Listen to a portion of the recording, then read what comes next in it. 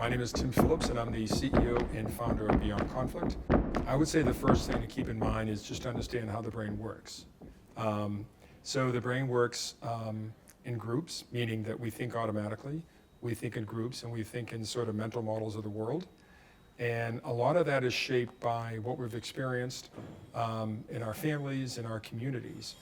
And also, if we live in a community or a party or even a tribe that has very clear identity lines, then a lot of that has a huge influence on how the brain sees the world or how we see the world.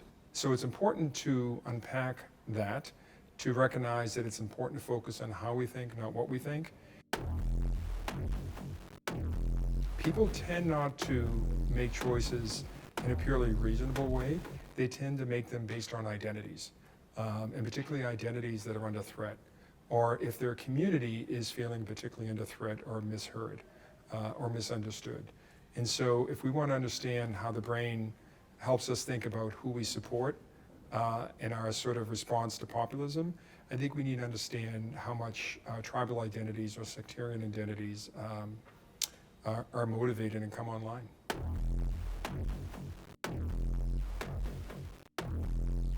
Really, over millennia, our brains evolved to be predictive and to be scanning our environment all the time. So just the very essence of doing that means you're going to be making mistakes.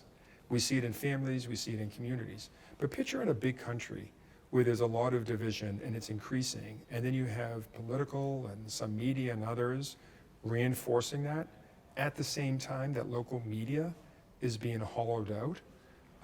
And people rely more on national media for news, then that predictive brain is basing a lot of its views of the others based on meta-perceptions.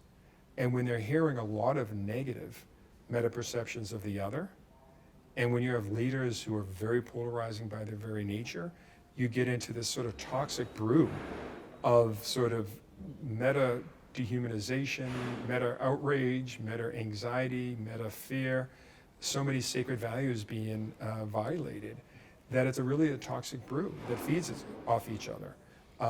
And so what we want to do, and I think it's important for any survey, is to really unpack by asking certain types of questions. Are we as polarized as we think?